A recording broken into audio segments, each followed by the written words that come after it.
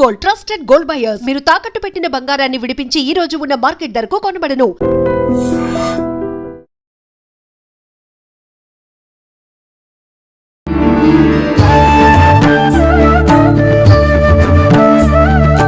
నమస్కారం గురుగారు. ఆశీర్వచనం తల్లి. గురుగారు, శాస్త్ర ప్రకారంగా స్త్రీ యొక్క ధర్మాలు ఏంటి, స్త్రీ లక్షణాలు ఏ విధంగా ఉండాలి, అసలు కనీసం నిత్యం ఆచరించాల్సిన విధి విధానాలు ఏంటో వివరించండి. శ్రీ మహాగణాధిపతయే నమః. ఐం మహాసరస్వత్యే నమః. శ్రీ లలితాంబికాదేవియే నమః. శాస్త్ర ప్రకారము స్త్రీ ఎలా ఉండాలి, ధర్మాలు ఏమిటి అని అడుగుతున్నారు తల్లి. అయితే ఇవాల్టి రోజున వాళ్ళు వేసుకునేటువంటి డ్రెస్సుల మీద కానీ ఇంకో దాని మీద కానీ మనం కామెంట్ చేయరాదు, చేయకూడదు. ఎందుకంటే వాళ్ళ వసతులు, వాళ్ళు చేసేటువంటి పనులు కానీ ఎవరి ఇష్టం వాళ్ళది, తప్పులేదు. కానీ మనకు ధర్మం ఏం చెప్పింది?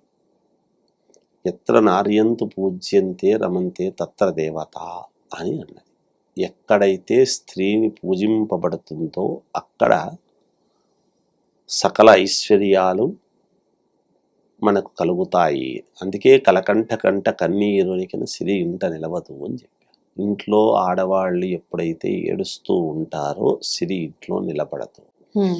ప్రతి స్త్రీమూర్తి కూడా ఇక్కడ మనకు శాస్త్రం ఏం చెప్పింది అని ఒక్కసారి చూస్తే, యుగాలు మారినా స్త్రీ యొక్క ధర్మం మారలేదు. ఏమిటి దానికి కారణం అంటే, త్రేతాయుగములో సీతాదేవి, ద్వాపర యుగములో ద్రౌపదీదేవి, కలియుగములో గృహే గృహే శక్తి, ప్రతి ఇంట్లోనూ శక్తి అంటే స్త్రీమూర్తి. ఎందుకు శక్తి స్త్రీమూర్తి? అమ్మవారిని, ఆడవాళ్ళని అమ్మవారితో పోలుస్తున్నాం. మనం ఏ పటంలోనన్నా చూడండి అమ్మవారు ఎలా ఉంటుంది,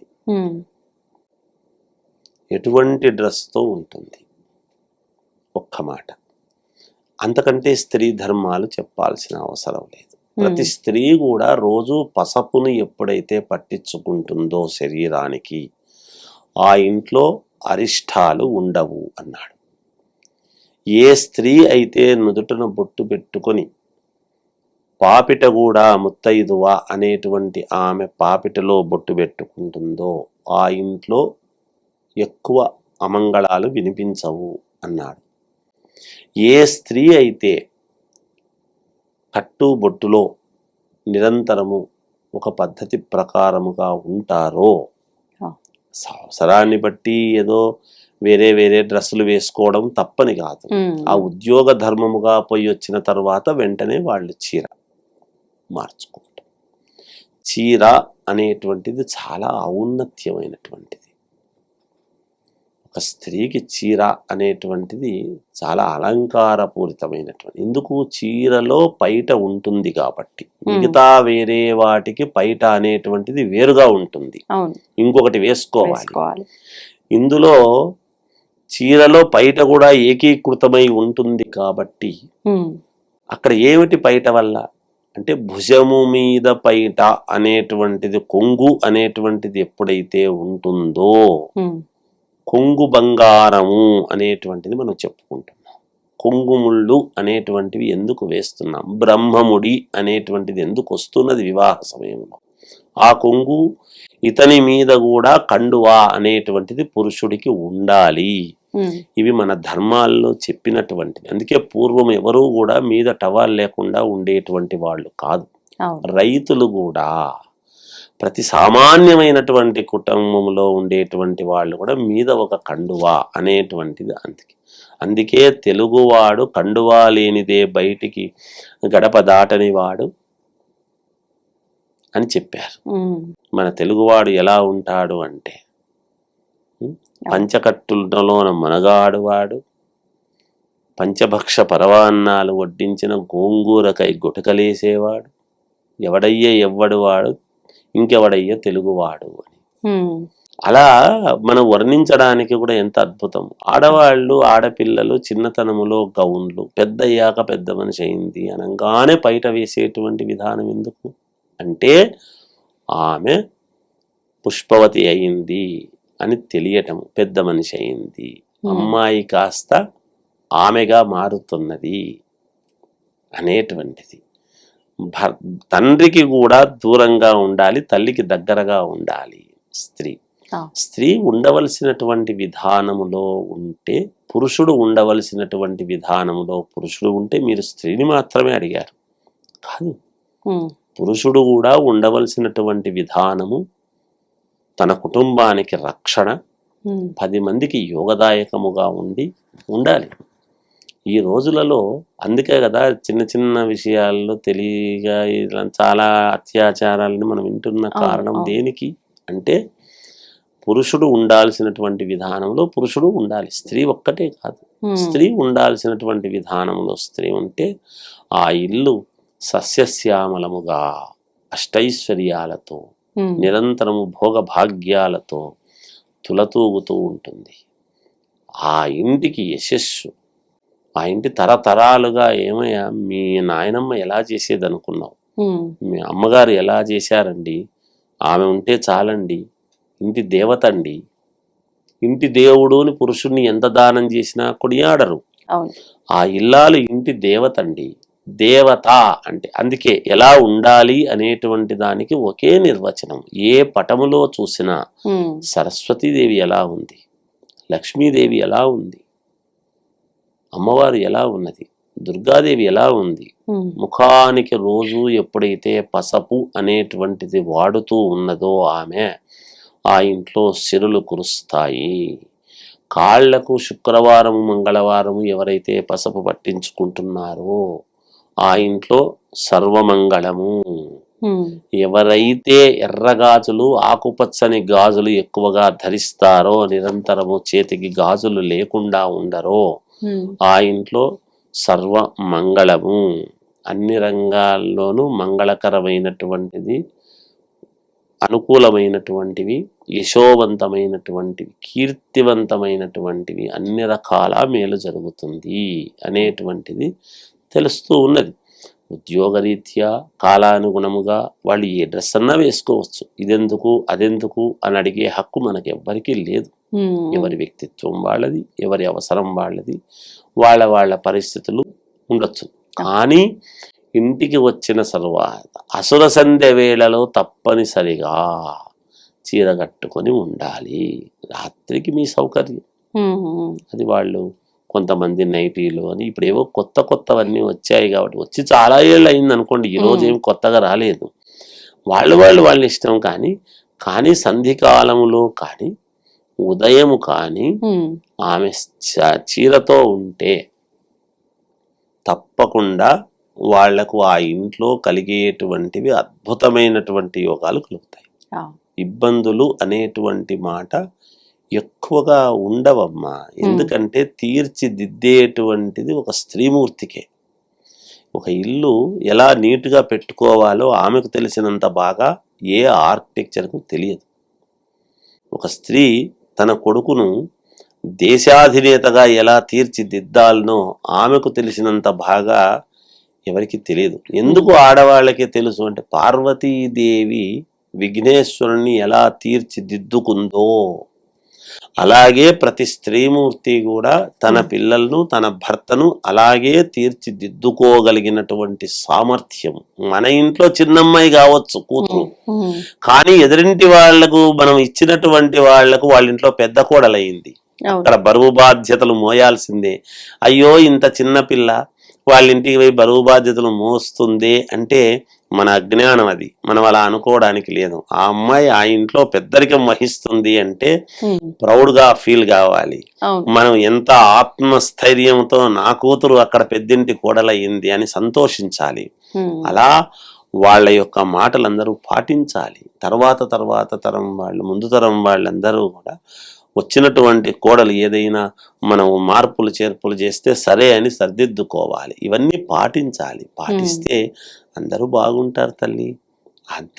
పటములో ఎలా ఉందో అమ్మవారు అలా ఉంటే చాలు కదా, వేరే చెప్పాల్సిన పనే ఉందమ్మా.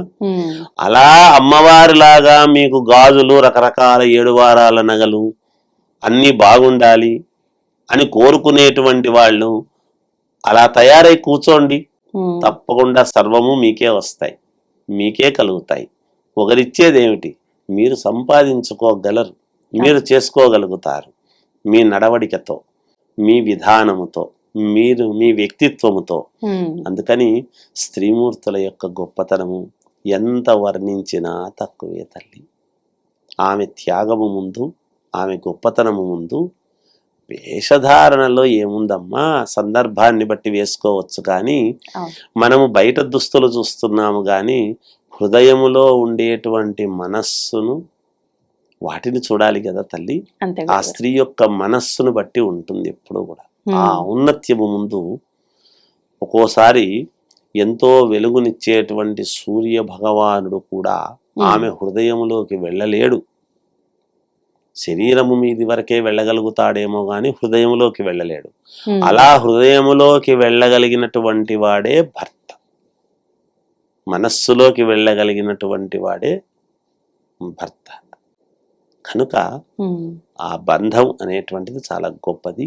ఆమె అలా ఉంటే సంతోషం, జయం. గురుగారు, మనకి ఈ కార్తీక మాసంలో ఇప్పుడు రాబోయే అష్టమి కాలభైరవ అష్టమి అని చెప్పి అంటున్నారు. అంటే కాలభైరవుడు అనంటే సాక్షాత్తు శివస్వరూపమే అని చెప్పి అంటూ ఉంటారు, కానీ ఉగ్ర స్వరూపము అంటుంటారు. మరి ఈ మధ్య కాలంలో మనం ఏదైతే చేయకూడదో అది ఎక్కువగా చేసి చూపిస్తున్నారు. ఉగ్ర రూపంలో ఉన్న ఈ శివయ్యని కాలభైరవ అష్టమి పేరుతో అందరూ ఆరాధించొచ్చా? ఇంకొకటి, కాలభైరవుడు అనగానే అందరూ కూష్మాండ దీపం వెలిగించాలి అని చెప్పి ఆలయానికి వెళ్ళి ఈ దీపం వెలిగించడం కూడా చూస్తూ ఉన్నాము. ఎందుకు ఈ దీపం విశేషము? ఆ రోజున నిజంగా ఎవరైనా వెలిగించవచ్చా? దాని గురించి తెలియజేయండి. శ్రీ మహాగణాధిపతయ నమః. ఐం మహాసరస్వత్యే నమః. శ్రీ లలితాంబికాదేవియే నమః. అమ్మ, కాలభైరవ అష్టమి.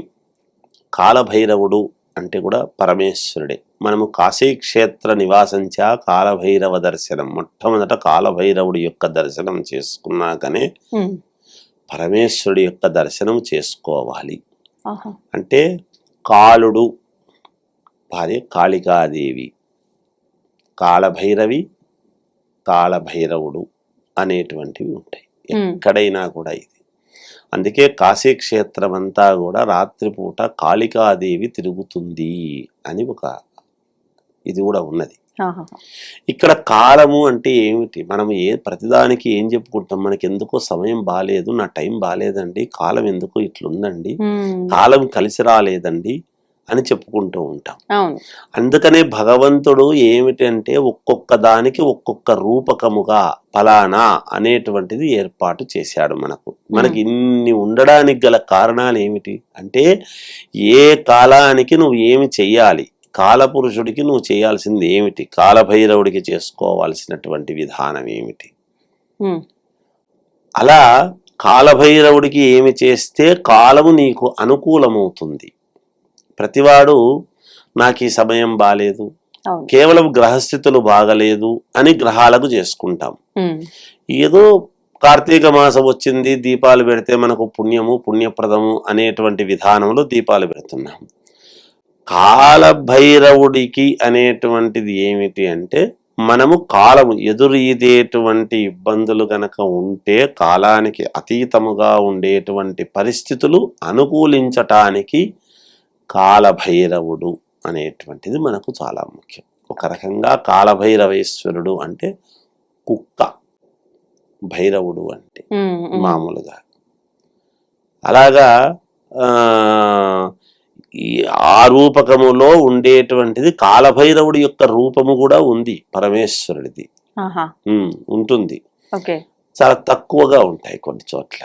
అందుకని మనం కాశీలో కాలభైరవేశ్వరుడు అని ఉంది, అక్కడికి పోయినప్పుడు నల్లది ఒక ఇది కట్టి చేస్తారు ఎప్పుడు కూడా. ఎందుకు అంటే ఈ కాలము అనేటువంటిది ఈ మనము బ్రతుకుతూ ఉన్నదంతా, పొద్దునైతే సూర్య భగవాను ఉన్నాడు, వెలుగుని మనం అనుకుంటాము, కానీ చీకట్లలో జీవితం లాగానే ఉంటుంది. మనం ఏది తెలుసుకోవాలనో అది తెలుసుకోక, ఏది తెలుసుకోకూడదో అవి తెలుసుకొని అజ్ఞానముతో పోతుంటాము. కాబట్టి అందుకని అది మనకు ఏదైనా నరదృష్టికి సంబంధించింది, కానీ ఎటువంటి ఇబ్బందులు ఉండినా కూడా పోవడానికి కానీ కాలభైరవుడి దగ్గర చేసినటువంటి ఒక ఇది కట్టుకుంటాం మామూలుగా. ఎరుపు ఎరుపుదిను నలుపుది కుంకుమ కలర్ లో ఉండేటువంటివి ఇలాంటి రక్షలు ఉంటాయి కొంచెం. ఇలాంటివన్నీ కూడా ఉంటాయి. అలాంటివి చేస్తూ ఉంటారు అక్కడ కాశీలో. మనము మామూలుగా ఈ కాలభైరవ అష్టమి రోజు చేయవలసినటువంటిది ఏమిటి, అది కూడా ఇప్పుడు కార్తీక మాసములోనే ఈ అష్టమి బహుళ అంటే పౌర్ణమి అయిన తర్వాత వచ్చేటువంటి అష్టమి కాలభైరవ అష్టమి ఇది మామూలుగా. ఈ అష్టమి నాడు ఏమి చేస్తే పోతుంది, ఏమి చేసుకుంటే మనకు మేలు జరుగుతుంది, మన పరిస్థితులు మెరుగుపడతాయి, మనకు కాలానికి ఎదురీతేటువంటి వాళ్ళు నేను ఎంతగానో ప్రయత్నిస్తున్నా ఈ పని జరగటం లేదు, ఎంతగానో ప్రయత్నం చేస్తున్నాను ఇది కొలిక్కి రావటం లేదు, ఎంతగానో నేను ఎన్ని హాస్పిటల్స్కో తిరుగుతున్నా నా ఆరోగ్యం బాగుపడలేదు అని ఏదో ఒక్క కోరిక, మనం 10 కోరికలు కోరుకుంటే కావు. ఒక్క దీపం పెట్టి 10 కోరికలు కోరితే ఎలా? కనుక ఏదో ఒకటి అని పరిపూర్ణముగా మనస్సు పెట్టి ఏకాగ్రతతో ఎప్పుడైతే మనం చేసుకుంటామో ఆ పని 100% నెరవేరటానికి యోగవంతమైనటువంటి కాలం. పైగా బుధవారము, బుద్ధ అష్టమి అనేటువంటిది కూడా అంటారు. బుధవారం వచ్చింది కాబట్టి ఈ బుధవారము నాడు ఏమిటి బుధుడికి సంబంధం, బుద్ధికి ప్రధానమైనటువంటి అంటే సరైనటువంటి కోరిక. ఎప్పుడైతే నువ్వు బుద్ధిపూర్వకమైనటువంటి కోరిక కోరుకుంటావో నీ కోరికలు తప్పకుండా 100% కాదు 1,00,000% భగవంతుడే అనుగ్రహిస్తాడు. ఇవ్వవలసినటువంటి వాడు ఆయనే. అందుకనే కాలానికి ఎవరూ అతీతులు కాదు అని చెప్పేటువంటిది. అలాంటి కాలభైరవ అష్టమి అనేటువంటి రోజున సాయంకాలం, మామూలుగా ఈ సాయంకాలాలే ఎక్కువగా రాత్రికి ఉదయానికి సంధికాలము. ఎప్పుడు కూడా చీకటికి వెలుగు సంధికాలం, రాత్రికి చీకటి ఉదయానికి వెలుగు. మన జీవితానికి కూడా వెలుగు, మనకు ఉండేటువంటి ఇబ్బందులు రాత్రితో సమానం. ఈ రెండిటికి మధ్యలో ఉన్నటువంటి సమయంలో ఎప్పుడైతే కూష్మాండ దీపం అని వెలిగిస్తాం మనం. కూష్మాండ దీపం ఎలా వెలిగించాలి, అసలు కూష్మాండ దీపం ఎందుకు? కూష్మాండం ఏం చెప్పినాడు? కూష్మాండం అంటే మనం ఇంటికి మామూలుగా ఏదైనా దిష్టి తీయడానికి వచ్చినప్పుడు గుమ్మడికాయతో దిష్టి తీస్తాం. ఎటువంటిదైనా గుమ్మడికాయతో దిష్టి తీస్తాం. ఒక పండగ వచ్చింది, మన వాహనాలకు కూష్మాండ దిష్టి తీస్తాం.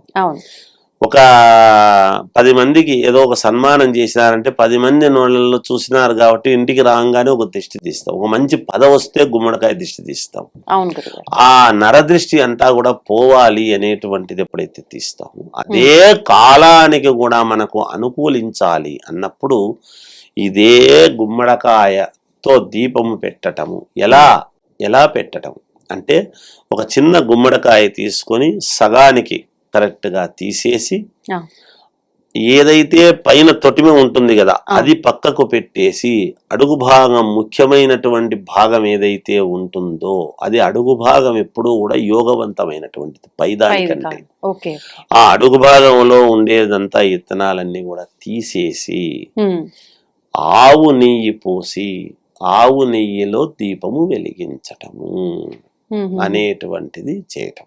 లేదు శక్తి లేనటువంటి వాళ్ళు అందులో ప్రమిద పెట్టి, మట్టి ప్రమిద, అందులో నెయ్యి పోసి కుష్మాండములో ప్రమిద పెట్టి ప్రమిదలో నెయ్యి, అంత నెయ్యి తేలేం గురువు గారు మాకంత శక్తి లేదు అనేటువంటి వాళ్లకు అలా చేసి ఆ కూష్మాండ ఎక్కడ చేయాలి? ఇది పరమేశ్వరుడి శివాలయము దగ్గరే ధ్వజస్తంభానికి ఈశ్వరుడికి మధ్యలో గాని, ధ్వజస్తంభానికి ఇటువైపు గాని ఎప్పుడైతే సంధికాలంలో మనం ఎప్పుడైతే చేస్తామో సర్వపాపహరణం, వీళ్లకు కాలము ఖచ్చితముగా కలిసి వస్తుంది అనేటువంటిది చెప్పవచ్చు.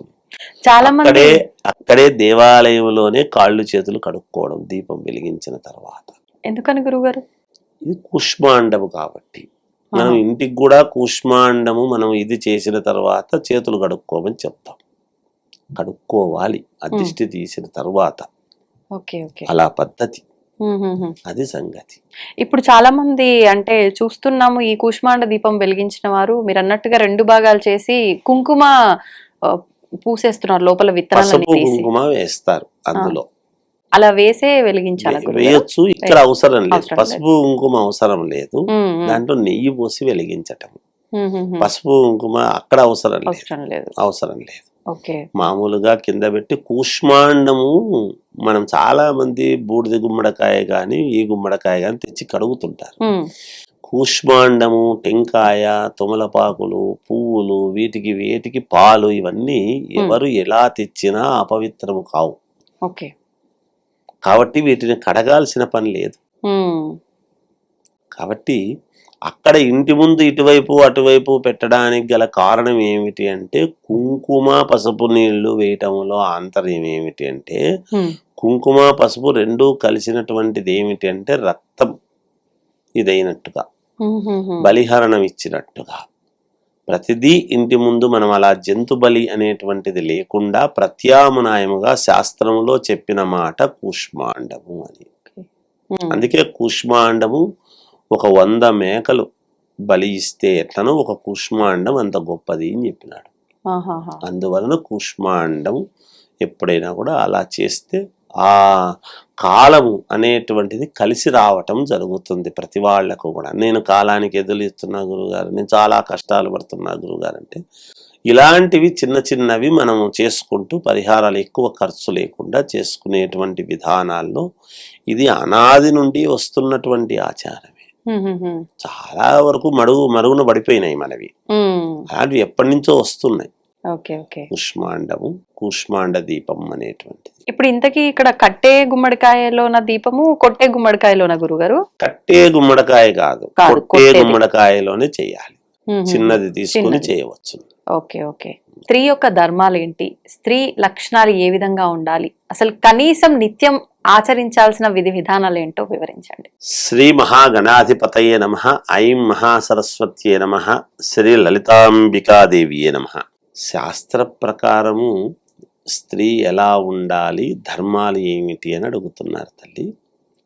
అయితే ఇవాల్టి రోజున వాళ్ళు వేసుకునేటువంటి డ్రెస్సుల మీద కానీ ఇంకో దాని మీద కానీ మనం కామెంట్ చేయరాదు, చేయకూడదు. ఎందుకంటే వాళ్ళ వసతులు, వాళ్ళు చేసేటువంటి పనులు కానీ ఎవరి ఇష్టం వాళ్ళది, తప్పులేదు. కానీ మనకు ధర్మం ఏం చెప్పింది? ఎత్ర నార్యంతు పూజ్యంతే రమంతే తత్ర దేవత అని అన్నది. ఎక్కడైతే స్త్రీని పూజింపబడుతుందో అక్కడ సకల ఐశ్వర్యాలు మనకు కలుగుతాయి. అందుకే కలకంఠ కంట కన్నీరునికిన సిరి ఇంట నిలవదు అని చెప్పారు. ఇంట్లో ఆడవాళ్ళు ఎప్పుడైతే ఏడుస్తూ ఉంటారో సిరి ఇంట్లో నిలబడదు. ప్రతి స్త్రీమూర్తి కూడా ఇక్కడ మనకు శాస్త్రం ఏం చెప్పింది అని ఒక్కసారి చూస్తే, యుగాలు మారినా స్త్రీ యొక్క ధర్మం మారలేదు. ఏమిటి దానికి కారణం అంటే, త్రేతాయుగములో సీతాదేవి, ద్వాపర యుగములో ద్రౌపదీదేవి, కలియుగములో గృహే గృహే శక్తి. ప్రతి ఇంట్లోనూ శక్తి అంటే స్త్రీమూర్తి. ఎందుకు శక్తి, స్త్రీమూర్తి? అమ్మవారిని, ఆడవాళ్ళని అమ్మవారితో పోలుస్తున్నాం. మనం ఏ పటంలోనన్నా చూడండి అమ్మవారు ఎలా ఉంటుంది, ఎటువంటి డ్రెస్తో ఉంటుంది. ఒక్క మాట, అంతకంటే స్త్రీ ధర్మాలు చెప్పాల్సిన అవసరం లేదు. ప్రతి స్త్రీ కూడా రోజు పసుపును ఎప్పుడైతే పట్టించుకుంటుందో శరీరానికి, ఆ ఇంట్లో అరిష్టాలు ఉండవు అన్నాడు. ఏ స్త్రీ అయితే నుదుటను బొట్టు పెట్టుకొని పాపిట కూడా ముత్తైదువ అనేటువంటి ఆమె పాపిటలో బొట్టు పెట్టుకుంటుందో ఆ ఇంట్లో ఎక్కువ అమంగళాలు వినిపించవు అన్నాడు. ఏ స్త్రీ అయితే కట్టు బొట్టులో నిరంతరము ఒక పద్ధతి ప్రకారముగా ఉంటారో, అవసరాన్ని బట్టి ఏదో వేరే వేరే డ్రెస్సులు వేసుకోవడం తప్పని కాదు. ఆ ఉద్యోగ ధర్మముగా పోయి వచ్చిన తర్వాత వెంటనే వాళ్ళు చీర మార్చుకోవటం. చీర అనేటువంటిది చాలా ఔన్నత్యమైనటువంటిది.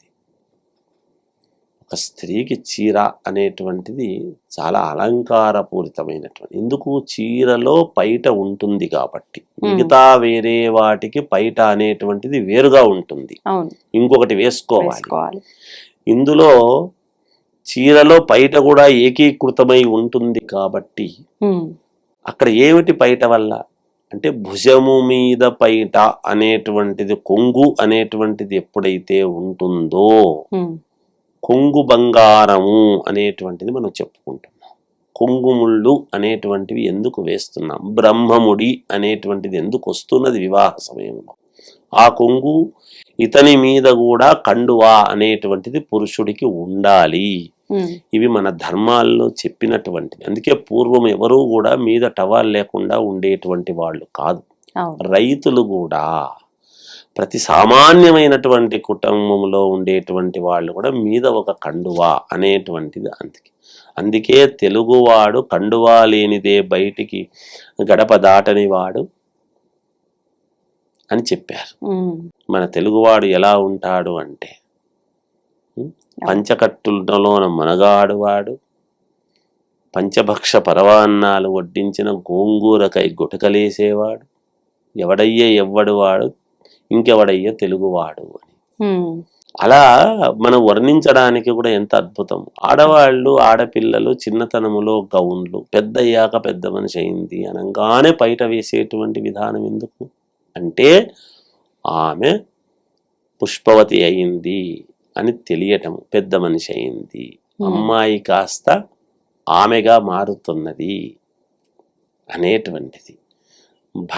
తండ్రికి కూడా దూరంగా ఉండాలి, తల్లికి దగ్గరగా ఉండాలి స్త్రీ. స్త్రీ ఉండవలసినటువంటి విధానములో ఉంటే, పురుషుడు ఉండవలసినటువంటి విధానములో పురుషుడు ఉంటే, మీరు స్త్రీని మాత్రమే అడిగారు కాదు, పురుషుడు కూడా ఉండవలసినటువంటి విధానము తన కుటుంబానికి రక్షణ, 10 మందికి యోగదాయకముగా ఉండాలి. ఈ రోజులలో అందుకే కదా చిన్న చిన్న విషయాల్లో తెలియగా ఇలా చాలా అత్యాచారాలను మనం వింటున్న కారణం దేనికి అంటే, పురుషుడు ఉండాల్సినటువంటి విధానంలో పురుషుడు ఉండాలి, స్త్రీ ఒక్కటే కాదు. స్త్రీ ఉండాల్సినటువంటి విధానంలో స్త్రీ ఉంటే ఆ ఇల్లు సస్యశ్యామలముగా అష్టైశ్వర్యాలతో నిరంతరము భోగ భాగ్యాలతో తులతూగుతూ ఉంటుంది.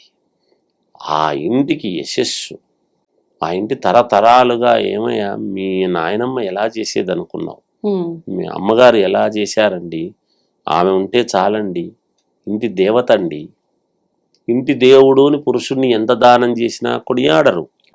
ఆ ఇల్లాలు ఇంటి దేవత అండి, దేవత అంటే. అందుకే ఎలా ఉండాలి అనేటువంటి దానికి ఒకే నిర్వచనం. ఏ పటములో చూసినా సరస్వతీదేవి ఎలా ఉంది, లక్ష్మీదేవి ఎలా ఉంది, అమ్మవారు ఎలా ఉన్నది, దుర్గాదేవి ఎలా ఉంది.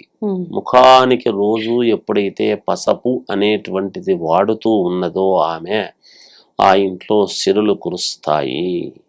కాళ్లకు శుక్రవారము మంగళవారము ఎవరైతే పసుపు పట్టించుకుంటున్నారో ఆ ఇంట్లో సర్వమంగళము.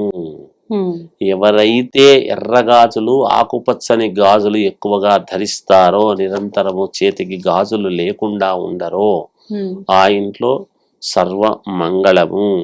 అన్ని రంగాల్లోనూ మంగళకరమైనటువంటిది, అనుకూలమైనటువంటివి, యశోవంతమైనటువంటివి, కీర్తివంతమైనటువంటివి, అన్ని రకాల మేలు జరుగుతుంది అనేటువంటిది తెలుస్తూ ఉన్నది.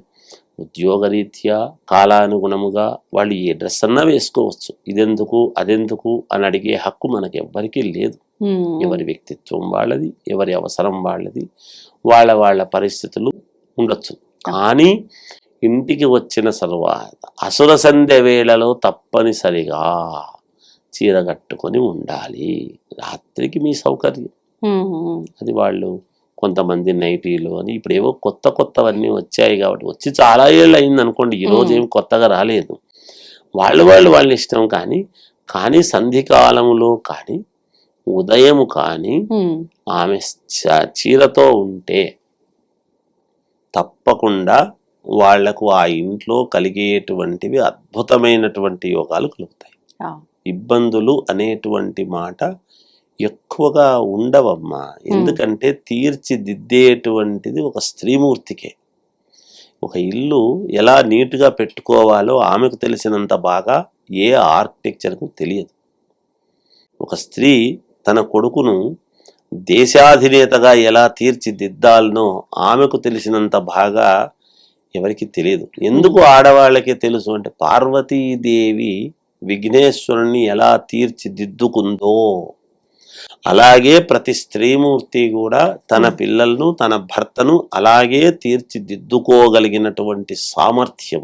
మన ఇంట్లో చిన్నమ్మాయి కావచ్చు కూతురు, కానీ ఎదురింటి వాళ్లకు మనం ఇచ్చినటువంటి వాళ్లకు వాళ్ళ ఇంట్లో పెద్ద కోడలయ్యింది. అక్కడ బరువు బాధ్యతలు మోయాల్సిందే. అయ్యో ఇంత చిన్న పిల్ల వాళ్ళ ఇంటికి పోయి బరువు బాధ్యతలు మోస్తుంది అంటే మన అజ్ఞానం. అది మనం అలా అనుకోవడానికి లేదు. ఆ అమ్మాయి ఆ ఇంట్లో పెద్దరికం వహిస్తుంది అంటే ప్రౌడ్ గా ఫీల్ కావాలి. మనం ఎంత ఆత్మస్థైర్యంతో నా కూతురు అక్కడ పెద్దింటి కోడలయ్యింది అని సంతోషించాలి.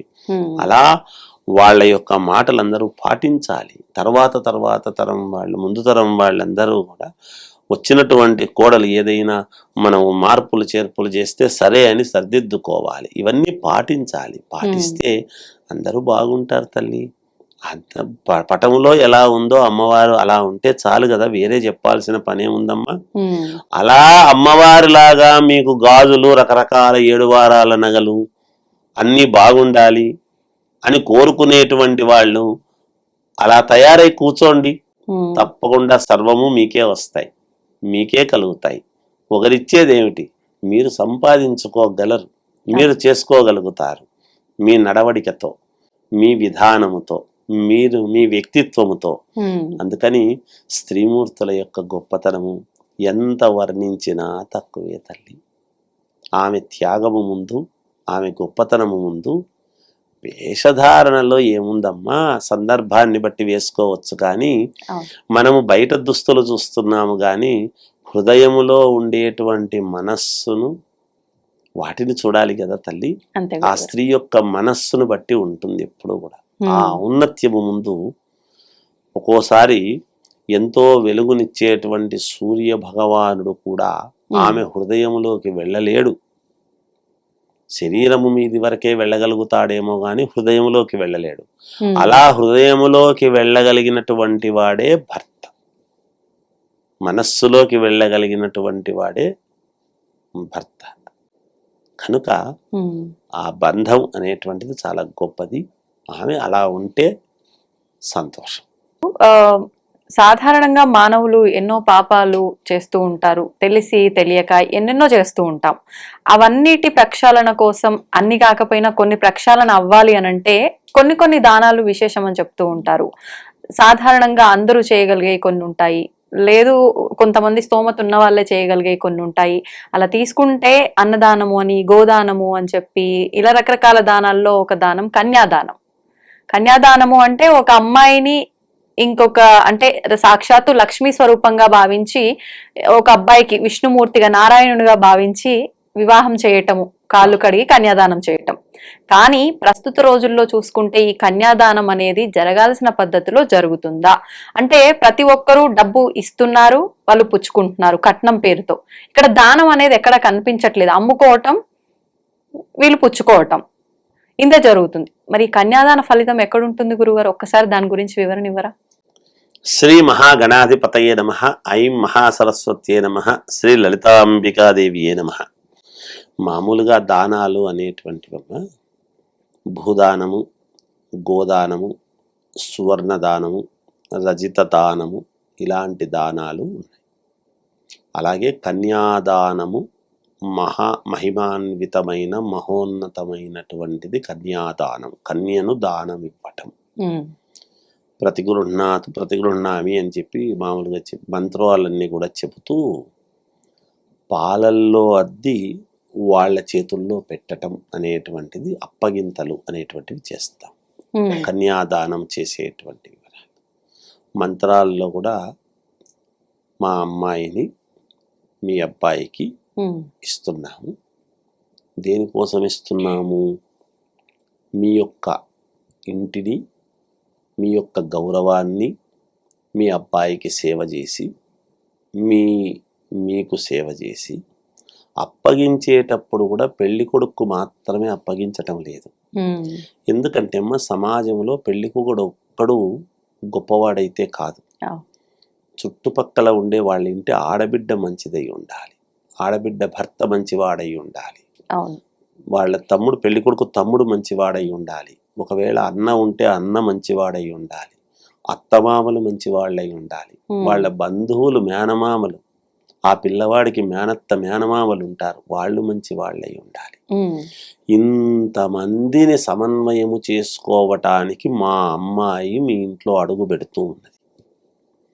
ఏదైనా చిన్న చిన్న లోటుపాట్లు పొరపాట్లు ఉంటే మా అమ్మాయి ఇక్కడి నుంచి మా అమ్మాయి కాదు, మీ అమ్మాయి, అందుకనే పుట్టినప్పుడే ఆడపిల్ల ఈడపిల్ల కాదు అని చెప్పి ఇస్తాం. ఇదంతా ఒక ఎత్తు. ఒక్కతిగా అక్కడికి వెళ్ళి సంతానాన్ని కని ఆ సంతానాన్ని అభివృద్ధి చెందేటువంటి విధానముగా తీర్చిదిద్దుకొని ఆ సంతానానికి మళ్ళా సంతానాన్ని ఒక మహావృక్షమై చిన్న మొక్కలాగా అక్కడికి వెళ్ళి ఒక మహావృక్షమై శాఖోపశాఖలుగా విస్తీర్ణమై ఆమె పలానా ఇంతమందికి మూలదేవత అయింది అని అనిపించుకునేటువంటి సామర్థ్యము స్త్రీకి ఉంది. అటువంటి కన్యాదానము అనేటువంటిది చేయటంలో ఏమిటి ఆంతర్యము? కట్నము అని పనికిరాని మాటలు మనం చెప్పుకుంటున్నాం. పూర్వము స్త్రీధనం అని ఇచ్చేవాళ్ళు. ఎందుకు స్త్రీధనం అని ఇస్తున్నారు అంటే ఆ అమ్మాయికి ఆ అమ్మాయితో పాటి 1 ఎకరానో వీలైతే 10 ఎకరాలో 5 ఎకరాలో కాస్త నగలు అవి ఇవి అన్నీ పెట్టి అన్నీ అలంకారపూరితముగా ఇవ్వటం. ఏదైతే మనం ఇప్పుడు సువర్ణదానము, వెండి దానము, భూదానము, గోదానము అంటున్నామో ఇవన్నీ దానాలు వివాహ వ్యవస్థలోనే వస్తాయి. ఏ అమ్మాయిని సువర్ణము పెట్టకుండా పంపించము, ఏ అమ్మాయిని రజితము వెండి మెట్టెలు తొడగకుండా పంపించము, ఏ అమ్మాయికి ఇంటి పరిస్థితుల్లో ఇనుము స్టీల్ అన్నీ కూడా పాత్ర సామాన్లన్నీ కూడా ఇవ్వకుండా పంపించము, ఏ అమ్మాయికి పరుపు దిండు మంచము శయ్యాదానము ఇవ్వకుండా పంపించము. ఏ అమ్మాయి అంటే గో మహాలక్ష్మీదేవి, ఒక్క గోవును మాత్రమే ఇవ్వరు. ఇంకా మాట్లాడితే వడి బియ్యములో వెండి గోవును కూడా పెట్టి పంపిస్తారు. ఇక అది కూడా ఉన్నది శాస్త్రం. వెండి గోమాతని, వెండిది ఎందుకు గోమాత? ఇప్పుడు దాన్ని ఏం చేశారంటే గోవుని ఇవ్వాల్సి వస్తుందని అందరికీ గోవులను ఇస్తున్నారు. కాదు, ఇన్ని ఇచ్చినప్పుడు 1 ఎకరానో 2 ఎకరాలో స్త్రీధనము కింద అమ్మాయి పేరుతో రాసి పంపించటము, ఇవ్వటము. ఎందుకు? అల్లుడేదో అచేతనుడనో చేతగాని వాడనో ఇంకొకటనో కాదు. ఇవాళ ప్రతి వాళ్ళము లైఫ్ ఇన్సూరెన్స్ అనేటువంటిది ఒకటి కొత్త పదం వచ్చింది.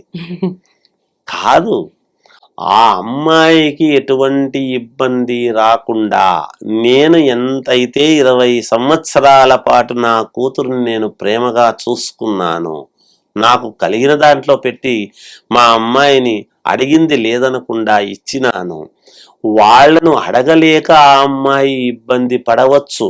అటువంటి ఇబ్బంది రాకుండా ఆమెకంటూ ఒక ఉపకృతి ఉండాలి, చెయ్యాలి అనేటువంటి భావనతో ఇచ్చి కన్యాదానం అనేటువంటిది ఇన్ని దానాలు చేస్తూ ఉన్నాం. అందులో 16 దానాలు వస్తాయి. అవన్నీ ఎందులో వస్తాయి? ఒక మహోన్నతమైనటువంటి కన్యాదానములో ఇవన్నీ యాడ్ అవుతున్నాయి. ఇస్తున్నా అవన్నీ ఇచ్చి కాళ్ళు కడిగి శ్రీ మహావిష్ణు స్వరూపమైనటువంటి అల్లుడికి వరరత్నాన్ని, మా కన్యారత్నాన్ని ఇచ్చి, ఇద్దరు రత్నాలు లాంటి వాళ్ళే, ఎవరూ తక్కువ కాదు ఎక్కువ కాదు. అందుకని ఆ అల్లుడికి కాళ్ళు కడిగి వాళ్ళ అత్తమామల చేతుల్లో అల్లుడి చేతుల్లో పెట్టి నాయనా నా కూతుర్ని బాగా చూసుకో అనేటువంటి ప్రేమతో ఇస్తుంటే, ఇప్పట్లో అవన్నీ లేవు. కానీ అమ్మా పూర్వము ఏవో రాచి రంపాన పెట్టినారని, వాళ్ళన్నారని, వీళ్ళన్నారని, అట్లన్నారని, ఇట్లన్నారని ఉండేటివి ఒక 30-40 ఏళ్ల క్రితం. అంటారు, చేస్తారు. ఈ రోజుల్లో ఆడపిల్లలు కూడా అలా లేరు, అత్తమామలు కూడా అలా ఎవరు లేరు. సమన్వయం చేసుకొని మా కోడలు మంచిదేనండి అని మార్పు జరుగుతూ ఉన్నాయి. వ్యవస్థలో మార్పులు వస్తున్నప్పుడు అందరూ మారుతున్నారు. కాకపోతే ఎందుకో ఇమడలేక ఇచ్చింది వెనక్కి ఇచ్చేసే నేను వెళ్ళిపోతాను అనేటువంటిది అది కొంచెము బాధాకరం అవుతుంది మాలాంటి వాళ్లకు. ఎందుకంటే జాతకాలకు వచ్చినప్పుడు గురుగారు ఇట్లా జరిగింది, మా నాన్న వాళ్ళు ఇంత ఇచ్చారు అంత ఇచ్చారు, కానీ ఇట్లా జరిగింది అట్లా జరిగింది అంటే ఎక్కడో ముహూర్తాలు చేయించేటువంటి వివాహము అనేటువంటిది సమయానికి తలంబ్రాలు పడక, సమయానికి జీలకర్ర బెల్లము పెట్టక, ఇండ్లల్లో కాకుండా ఈ ఫంక్షన్ హాల్స్ లో చేస్తూ ఉండేటువంటి దాని వల్ల కొన్ని, ఎందుకంటే అక్కడ ఎన్నెన్నో ఏవేవో జరుగుతాయి, మన ఇంట్లో మనవి మాత్రమే జరుగుతాయి. ఎందుకో ఎక్కువ పోకడలకు పోయి స్థలము చాలదని ఇరుకు అనేటువంటి మాట ఉండదమ్మా. ఎప్పుడైనా ఇళ్లల్లో చేసుకున్నటువంటివి ఎప్పుడూ కూడా ఆజన్మాంతము కలిసి ఉంటారు. ఇలాంటి ఫంక్షన్ హాల్స్ అంటే మరి ఫంక్షన్ హాల్స్ వాళ్ళ పరిస్థితి ఏమిటి అంటే మనం చేసుకుంటున్నాం కాబట్టి వాళ్ళు కట్టారు, కానీ అవే ఇంటి ముందు కూడా పందిరేస్తారు కావాలంటే. ఏముందమ్మా దానికి? అందుకని స్వగృహము అనేటువంటిది ఎప్పుడైతే మనము అక్కడ చేసుకుంటారో వాటి యొక్క విధానం పేరు. అందువలన కన్యాదానము అనేటువంటిది చాలా చాలా యోగవంతమైనటువంటిది. ఆ కన్యాదాన ఫలం అనేటువంటిది ఇన్ని దానాలు చేసుంటాడు కాబట్టి ఈ కన్యాదానం చేసినటువంటి తల్లిదండ్రులు ఎప్పుడైతే పీటల మీద కూర్చున్నటువంటి వాళ్ళు రేపు పొద్దున ఇదైనారు అంటే వాళ్ళు స్వర్గలోకాలకు పోతారు. ఇన్ని దానాలు చేస్తుంటాడు కదా. మరి ఎవరికి చేసినాడు ఇవన్నీ? ఒక ఉన్నతమైనటువంటి కుటుంబానికి. వాళ్ళు చేయించుకున్న వాళ్ళు ఎలా ఉండాలి? అలాగే ఉండాలి కదా. అలా ఉన్నప్పుడు అవి స్వీకరించినందుకు గాను వాళ్లకు కూడా సద్గతులు పొందుతారు అని ఉంది. ఇది శాస్త్రములో ఉన్నటువంటిది నేను చెప్పానమ్మా. ఉన్న విధానము ఇంత గొప్ప విషయము కన్యాదానం అనేది. ఊరికే ఏదో అయిపోయింది కదా, మాకు అంతకు 2 ఇంతలు భరణం ఇవ్వాల్సిందే, పోట్లాటలు పెట్టుకొని ఎనికి ఇవ్వాల్సిందే అంటే ఈ మార్పు ఎంత ఉన్నవాడు వీడు నన్ను ఎట్లా తిప్పగలుగుతాడు, ఏ కారులో తిప్పగలుగుతాడు, ఏం చేయగలుగుతాడు అనేటువంటివి చూస్తున్నారు. కానీ హృదయములో నన్నెంత పదిలముగా పెట్టుకుని ఎలాంటి ఇబ్బందులు లేకుండా చూస్తాడు, వాడికి ఏముంది ఏమి లేదు అనేటువంటిది కాదు అక్కడ. మిగతాటివన్నీ కాదు. ఆత్మస్థైర్యాన్ని ఇచ్చేటువంటి భార్య ఉంటే ఏ మగవాడైనా సముద్రాన్నైనా ఈదగలుగుతాడు. నిరంతరము సూటిపోటి మాటలతో ఇంటికి వచ్చినటువంటి భర్తను మాట్లాడేటువంటి స్త్రీ ఉంది అంటే ఎంత డబ్బున్నవాడైనా వాడు పర్వతమంతవాడైనా కృంగిపోక తప్పదు. అంటే భార్యలోనే ఉందా, భర్తలో లేదా అంటే భర్త కూడా అంతే. భార్య చెప్పేటువంటిది వినటం నేర్చుకోవాలి. ఆమె చెప్పేది కరెక్ట్ అవునా కాదా అని తెలుసుకోవాలి. ఒకవేళ ఏదైనా తప్పు చెప్తే ఇది ఇలా కాదు ఇలా చేద్దామని సర్దుకోవాలి. అలా చేసుకుంటే కాపురాలు ఎక్కువ కాలం నిలబడగలుగుతాయి. గురుగారు, మనం ఇంతకు ముందర వీడియోస్ లో మాట్లాడుకున్నప్పుడు కన్యాదానం సందర్భంలో మీరు చెప్పిన కొన్ని విషయాలకు నాకు ఒక ప్రశ్న అడగాలనిపించింది. అండ్ దాంతో పాటు కొన్ని జరుగుతున్న పరిస్థితుల్ని కూడా మనం కల్లారా చూస్తున్నాము. నాకు అది అలా కనెక్ట్ అయింది కాబట్టి నేను ఈ క్వశ్చన్ అడగాలనుకుంటున్నాను. ఏంటంటే ఇప్పుడు అమ్మాయిని కన్యాదానం చేస్తూ అత్తవారింటికి పంపిస్తున్న సమయంలో పుట్టింటి వాళ్ళు ఆమె మీద ప్రేమతో అక్కడ వెళ్ళి అడగలేదేమో, మేము ఇది ఇస్తే తనకు ఉపయోగపడుతుంది అనుకొని కొన్ని వస్తువులు ధన రూపంలో కానివ్వండి, ఆభరణాల రూపంలో కానివ్వండి, ఏదో రకంగా తనకి ఇచ్చి పంపిస్తుంటారు అని చెప్పి మీరు అనడం జరిగింది. అది అన్నప్పుడు నాకు అడగాలనిపించింది ఏంటంటే, అలా ఇచ్చి పంపించిన ఆ ధనాన్ని గాని ఆమె కోసం అని చెప్పి ఇచ్చి పంపించిన దేనిపైన అయినా కూడా అత్తవారింటికి గాని అత్తవారింట్లో వాళ్ళకి గాని హస్బెండ్కి గాని అధికారం ఉంటుందా? అంటే వీళ్ళ ఇష్టానికి వీళ్ళు ఇంకా మా కన్యాదానం పెళ్లి చేసి పంపించేసిండ్రు, పిల్లనైనా అంటే తననైనా మేము ఏమైనా చేసుకుంటాము, తనతో వచ్చిన సొమ్మునైనా మేము ఏమైనా చేసుకుంటాము అని మాట్లాడే వాళ్ళు చాలా మంది ఉన్నారు ప్రస్తుత రోజుల్లో. దీనికి మీరేం చెప్తారు? అసలు శాస్త్రం ఏం చెప్పింది దీని గురించి? శ్రీ మహాగణాధిపతయే నమః. ఐం మహాసరస్వత్యే నమః. శ్రీ లలితాంబికాదేవియే నమః. దీంట్లో ఒక చిన్న లాజిక్ ఉంటుందమ్మా ఎప్పుడు కూడా. నేను చెప్పింది ఏమంటే గతం వీడియోల్లో కన్యాదానము చేసేటప్పుడు ఒక 5 ఎకరాలో 10 ఎకరాలో 1 ఎకరా కానీ వాళ్ళకు ఉన్నంతలో, తర్వాత దీన్ని అమ్మాయికి ఆభరణాలు లేకుండా పెట్టి పంపించాం. వెండి ఉంటుంది, రజితం ఉంటుంది, శయ్యాదానం ఉంటుంది, గోదానం ఉంటుంది. ఇలా అన్ని దానాలతో పాటు కన్యాదానం అనేది జరుగుతుంది. ఇలా జరిగినప్పుడు ఏముంటుంది అంటే ఇది స్త్రీధనం అనేటువంటిది ఒక పేరు వస్తుంది అక్కడ. ఈ పొలము అది ఇచ్చేటప్పుడు ఎందుకు ఇస్తారు ఇవన్నీ కూడా అంటే ఇప్పుడు ఉద్యోగాలు ఇవన్నీ ఉన్నాయి. పూర్వము పొలాలే కాబట్టి ఆ పొలములో వచ్చినటువంటి పంట అనేటువంటిది తీసుకుని వాళ్ళు ఉపకృతి చేసుకోవడానికి అనుకూలముగా ఉండటానికి, వాళ్ళ జీవన భుక్తికి ఇబ్బంది లేకుండా ఉండాలి మా అమ్మాయి అల్లుడు. ప్రపంచంలో ఏ తండ్రి అయినా బిడ్డను గుప్తముగా బిడ్డకు చేసినట్టుగా ప్రపంచంలో ఎవ్వరికి చేయరు. బిడ్డ కోసము సర్వము సహా ధారపోసి చేస్తాడు. కొడుకులకు చేస్తాడు, కొడుకులకు చేయడు అని కాదు దాని అర్థం. బిడ్డలకు చేస్తారు, బాగుండాలని వివాహ సందర్భంలో చేస్తారు. దాన్ని చాలా మంది తప్పుగా అర్థం చేసుకుని నాకు ఇచ్చారు కాబట్టి ఇదంతా నాదే అనుకొని దూబరదుండితనం చేసి దాన్ని ఎట్లంటే అట్లా చేయడం అనేటువంటిది కరెక్ట్ కాదు. అట్లా చేసుకునే అధికారము కూడా లేదు. దానం ఇచ్చినారు కదా, కన్యాదానం నేను చేసుకున్నాను కాబట్టి నేను ఆ అమ్మాయిని వాతలు పెడతాను, ఇంకేదో చేస్తాను, కొరడా దెబ్బలతో కొడతాను, ఇంకోటి చేస్తానంటే నిన్ను కొట్టడానికో లేకపోతే వాతలు పెట్టడానికో లేకపోతే స్త్రీధనం మొత్తం వాడుకోవడానికో నీకు ఇవ్వలేదు.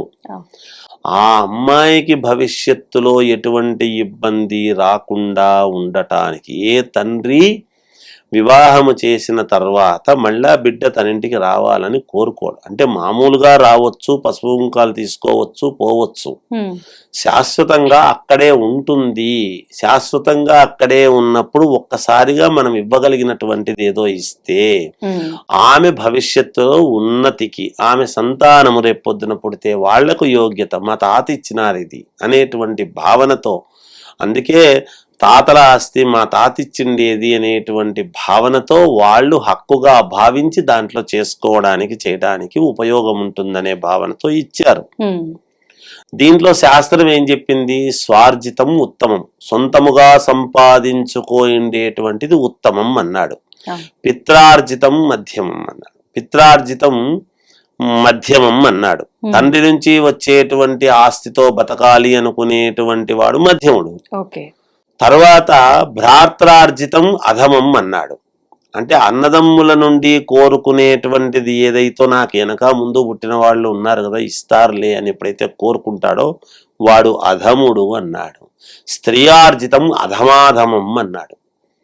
ఆడదాని నుండి వచ్చినటువంటి ఆస్తి కావాలని కోరుకునేటువంటి వాడు అధమాధమం అన్నాడు. అధములలో అధముడు అని, నీచాతి నీచమైనటువంటిది అని అన్నాడు. అందుకని సాధ్యమైనంత వరకు ఏ పురుషుడైనా ఏ మగవాడైనా కూడా తన కష్టార్జితంతో సంపాదించి భార్యకు పెట్టాలి అనే అనుకుంటాడు. కానీ భార్యది నాదే కదా, నీ పిత్రార్జితం అంతా నాదే కదా, వాడుకోవాలి, నేను తినాలి అనేటువంటిది చూడడు. ఒకవేళ అథవా ఏదైనా ఇబ్బందులు పరిస్థితుల దృష్ట్యా ఏదైనా ఇబ్బంది కలిగి ఆమె తీసుకోండి పర్వాలేదు అనేటువంటి భావనతో అంది అనంటే తీసుకొని మళ్ళా దానికి రెండింతలు ఇచ్చేటువంటి విధానముగా ఉండాలి. మనం బయటి వాళ్ళకైతే వడ్డీ కడుతున్నాం కదా, మరి భార్యదే కదా ఏముందిలే అంటే కాదు. ఎప్పుడైతే దానం ఇచ్చినటువంటి మామ అత్తమామల అనుమతి లేకుండా ఎప్పుడైతే వాడుకుంటున్నామో, భార్య చెప్పింది కదా అని వాడుకుంటున్నాము, పెద్ద మనసుతో ఆమె తీసుకొనిలే నా భర్తే కదా, నా కుటుంబమే కదా, నేను బాగుంటా అనేటువంటి భావనతో ఇచ్చినప్పుడు దాన్ని చాలా జాగ్రత్తగా వాడుకొని తీసుకొని దానికి రెండింతలు సంపాదించి ఇదిగో ఆ రోజు నీది నేను తీసుకున్నా, ఇగో మళ్ళీ రేపొద్దున మీ నాన్న అడిగితే నేను తలకాయ ఎక్కడ పెట్టుకోవాలి అనేటువంటి భావనతో అంత రెండింతలు నీకు ఇస్తున్నా పటు అంటే అప్పుడు నా అల్లుడు గొప్పవాడు, మహానుభావుడు, యోగ్యుడు అని గర్వముగా, ఆమెకైనా గర్వము, తనకైనా గౌరవం అదే ఉంటుంది తప్ప ఎక్కడ వాడుకునేటువంటి అవకాశము ఎక్కడ ఏ శాస్త్రములోనూ లేదు.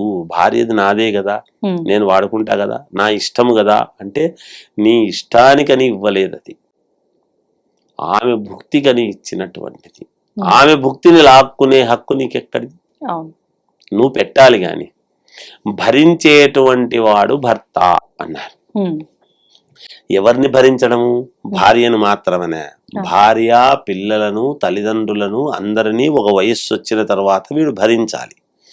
ఒకవేళ ఆమె కూడా అత్తమామలను అందరినీ ఎలాగో వచ్చిన తర్వాత ఈ అత్తమామలే నా తల్లిదండ్రులు, మా మరిది నాకు తమ్ముడు, మా ఆయన చెల్లెలు నాకు చెల్లెలతో సమానం అనేటువంటి భావనతో వరుసకు వదిన అని పిలవవచ్చును గాని మరిది కొడుకుతో సమానము, మరదలు కూతురుతో సమానం అనేటువంటి భావన. ఒకవేళ పెద్దదయ్యిందనుకో, పెద్దదయ్యిందంటే తోడబుట్టిన అక్కతో సమానం అనేటువంటి భావనతో ఇంకా వాళ్లతో చూసుకుంటూ ఉంటుంది. అంతే బాధ ఒకవేళ ఈమె కుటుంబానికి వదిలిపెట్టి వచ్చినటువంటి కుటుంబానికి గనక ఇబ్బంది వచ్చింది అంటే అల్లుడు పెద్ద కొడుకులాగా చూసుకోవాల్సినటువంటి బాధ్యత అల్లుడికి ఉంది.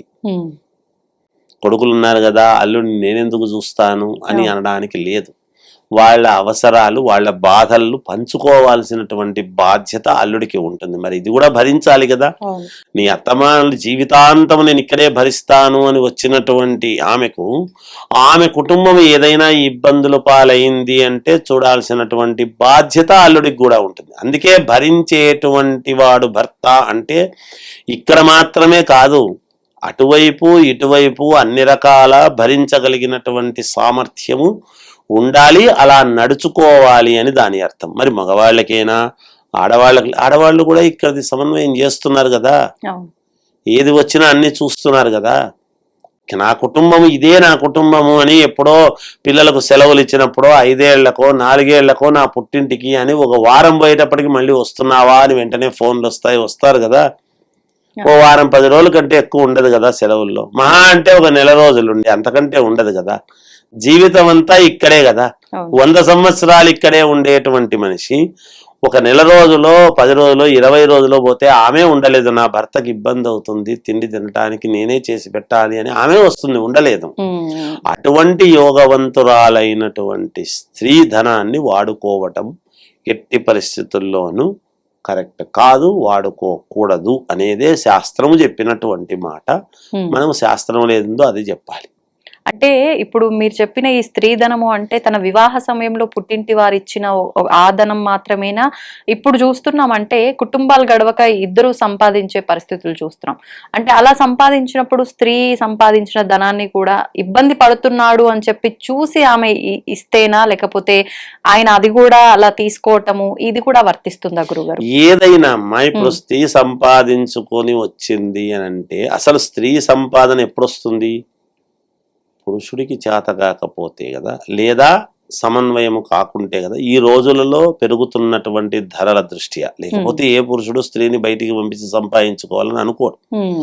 లేదా ఆమె నేను ఇంత చదువుకున్నాను, నా చదువు వ్యర్థం కావద్దు, నాకున్నటువంటి దీంట్లో నేను ముందుకు పోయి 10 రూపాయలు సంపాదించుకొని నా పిల్లలకు పెట్టుకోవాలి, మంచి చదువులు చదివించుకోవాలి, చేదోడు వాదోడుగా ఉండాలి అనేటువంటి భావనతో చేసుకుంటున్నప్పుడు సమన్వయముగా అది వేరు. కానీ భార్య సంపాదన తీసుకోవాలి, తీసుకొని మళ్ళా ఇవ్వకుండా ఉండాలి అనడం కానీ ఇలాంటివైతే కరెక్ట్ కాదు. భార్య సంపాదన మీద ఏమాత్రము భార్య భరించేవాడు భర్త అనేటువంటి మాట ఎక్కడొస్తుంది? భార్య సంపాదన ఎప్పుడైతే తీసుకుని వచ్చి ఆమెది మనమే తీసుకుంటూ కూర్చుంటే ఇంకా మనల్ని భరించేటువంటి వాడు అనేటువంటి పదం ఎక్కడి నుంచి వస్తుంది? ఇంకా ఏమి భరించినట్టు అనేటువంటిది అక్కడ ప్రశ్నార్థకం అవుతుంది. అందుకని ఇద్దరూ సమన్వయమై నేను ఇది చేసుకుంటాను అది చేసుకుంటాను అనేటువంటిది వేరు. కానీ ఆమెవన్నీ తీసుకొని ఆమెకి ఇవ్వకుండా పోగొట్టడం వేరు. తప్పు. పోగొట్టరాదు. ఆమెది ఏ వస్తువైనా ఆమెది పోగొట్టడం తప్పు. ఒకవేళ పురుషుడు నేనిచ్చిండేదే కదా నీకు తీసుకున్నా అని పోగొట్టినా తప్పే. ఒకసారి ఇచ్చిన తర్వాత వెనక్కి తీసుకునే అధికారము ఏ భర్తకు లేదు. భార్య ఇప్పుడు మెళ్ళ మంగళసూత్రం కట్టాడు, నేనే కదా కట్టినా తీసుకుంటానా బుద్ధి పెట్టినట్టు కుదరదు. దాన్ని బట్టి అర్థం చేసుకోవాలి. అది మంగళసూత్రం అనే కాదు, ఏ బంగారు వస్తువు ఇచ్చిన భార్యకు మళ్ళీ ఎనికి తీసుకునే అధికారము ఇచ్చిన వాడికి భర్తకే లేదు, భర్తకు లేదు. ఏది ఇచ్చినా తీసుకునే హక్కు లేదు. ఇవ్వడం వరకే నీ ధర్మం, తీసుకునే హక్కు నీకెక్కడిది? అంటే నేనే కదా ఇచ్చినాను, నా అవసరానికి తీసుకుంటున్నాను అంటే కాదు, అది తప్పు. అలా తీసుకుంటే ఏమవుతుంది అంటే ఆ కుటుంబం ఎదుగుదల తక్కువ, ఆ కుటుంబం విచ్ఛిన్నం అవుతుంది, కుటుంబం ఇబ్బందుల పాలవుతుంది, కంచే చేను వేసినట్టు అవుతుంది. అంతకంటే ఉపమానాలు చాలా ఉంటాయి కానీ మా స్థాయికి దిగజారి చెప్పలేము కదా. అందువలన ఇప్పుడు ఏదైతే మనము చేనుకు వేసుకుంటున్నామో ఆ కంచె చేను వేస్తే అర్థం ఏమిటి? అది అండగా ఉండాల్సినటువంటిది కదా. పంట పండి సమృద్ధిగా జీవనకు భృతి కలిగించాల్సినటువంటి కంచె పంటను నాశనం చేస్తే ఎలా? అందుకని ఇచ్చే అధికారం ఉంది కానీ తీసుకునే అధికారం నీదే కావచ్చు కాక, నువ్వు ఇచ్చిన తర్వాత ఆమెది అయిపోయి అక్కడికి. ఇంకా ఆమె అనుమతి లేకుండా, అనుమతితో ఇచ్చినా వద్దని చెప్పాలి. వద్దు, ఇంకా నేను మళ్ళీ నీకు ఇచ్చింది నేను తీసుకోరా అంటే నేను వేరు మీరు వేరా అని మాట్లాడొచ్చు ఆమె. ఇక్కడ వేరు అవును అని కాదు, ఇచ్చిన తర్వాత అది స్త్రీధనం అవుతుంది, అది ఆడమనిషి యొక్క ఇది అవుతుంది. ఆమె హక్కు. మంగళసూత్రం మనమే కొట్టులో కొనుక్కొచ్చింటాం, మనమే కట్టింటాం, కానీ ఆ మంగళసూత్రం ఎవరి హక్కు? ఆమె హక్కు. కట్టించుకున్న ఆమె హక్కు మంగళసూత్రం. దాన్ని తీసుకునే హక్కు ఎవరికి ఉంది? చేసిన కంసాలకి లేదు, కొనుక్కొచ్చిన డబ్బు ఇచ్చిన మనకు లేదు, ఎవరికీ లేదు, ఎవ్వరికీ లేదు. ఆ తీసుకునే హక్కు మనకు లేదు, తీసుకోకూడదు. అట్లా అది ఎలా అయితే తీసుకోకూడదో ఏ వస్తువు అయినా తీసుకోరాదు, అంతే. ఇవన్నీ అలంకారాలకు సంబంధించినటువంటివి. స్త్రీకి అలంకారభూతమైనటువంటివి ఏవీ మనము తీసుకోవరాదు. అందుకే తెలియక చాలా మంది పోయి తలనీలాలు ఇస్తుంటారు. తలనీలాలు ఇవ్వరాదు ఆడవాళ్ళు, ఏదో 3 కత్తెరలు ఏదో ఒక చోట అట్లా ఇవ్వాలి తప్ప స్త్రీ జుట్టును ఎప్పుడు కూడా ఇవ్వరాదు. స్త్రీ సొంతము జుట్టు అనేటువంటిది, సొంతమైనటువంటివి ఏవీ ఇవ్వరాదు. ఇంకోరి చేతుల్లో పెట్టే అధికారం లేదు, ఇవ్వకూడదు, తీసుకోరాదు. తీసుకుంటే అది మహాపాపము, నేరము, ఘోరము. ఇంతకంటే ఎక్కువ చెప్పను. జయోస్తు. ధన్యవాదాలు గురుగారు. And for more videos, Please subscribe to iDream. Please subscribe to iDream. Please subscribe iDream. And please subscribe to iDream. For more videos, subscribe to iDream. please like, share and subscribe to the channel. Congratulations, iDream. Subscribe to iDream. Subscribe to iDream. So subscribe to iDream Media. iDream की iDream team अंदर की huge congratulations. Please subscribe iDream Media. Please subscribe to iDream. Subscribe iDream. Please subscribe to iDream. iDream అంటే నా కళల channel subscribe చేసుకున్న నోరు తిరుగుతలేదు, మీరైతే గంట గుర్తు కొట్టండి. For more such videos, please subscribe to iDream. Subscribe to iDream. Please subscribe to iDream. Please subscribe iDream Media. Please do subscribe to iDream. Please subscribe to iDream Media. For best entertainment and information, please subscribe iDream. And don't forget to subscribe to iDream.